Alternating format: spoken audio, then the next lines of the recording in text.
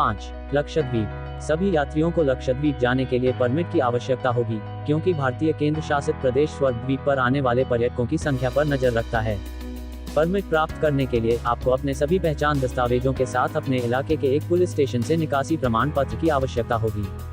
Permit मिलने के बाद आपको इसे लक्षद्वीप के थाना प्रभारी के पास जमा कराना होगा। कोई बिना किसी परेशानी के ऑनलाइन परमिट प्राप्त कर सकता है। 4. सिक्किम। यदि आप दूरस्थ संरक्षित क्षेत्रों या उच्चतम बिंदुओं की यात्रा करना चाहते हैं, तो आपको ऐसा करने के लिए परमिट की आवश्यकता होगी।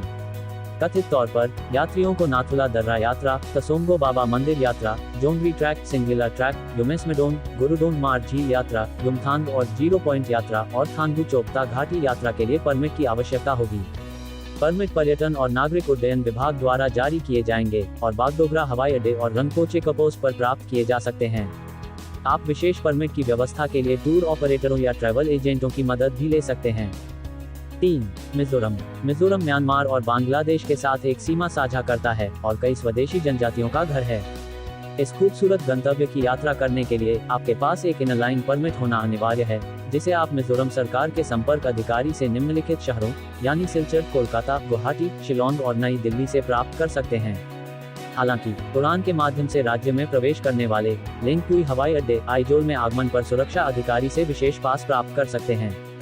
2 प्रकार के ILP उपलब्ध हैं, एक जो अस्थायी है, जो 15 दिनों के लिए वैध रहता है, जबकि दूसरा नियमित है, जिसकी वैधता 6 महीने है।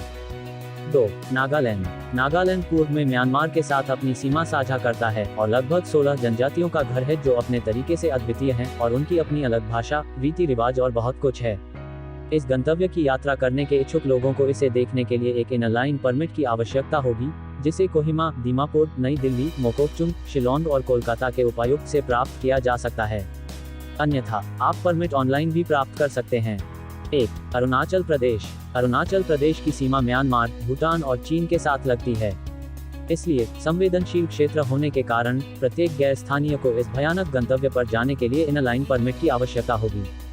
जो यात्रा करने की योजना बना रहे हैं, वे निम्नलिखित शहरों यानी नई दिल्ली, कोलकाता, गुवाहाटी और शिलोंग से निवासी आयुक्त अरुणाचल प्रदेश सरकार से संरक्षित क्षेत्रों के लिए परमिट प्राप्त कर सकते हैं। जबकि एक एकल EILP या समूह EILP की कीमत अधिकतम 30 दिनों के लिए प्रति व्यक्ति 100 रुपये होगी। कोई भी ऑनलाइन परमिट प्राप्त कर सकता है।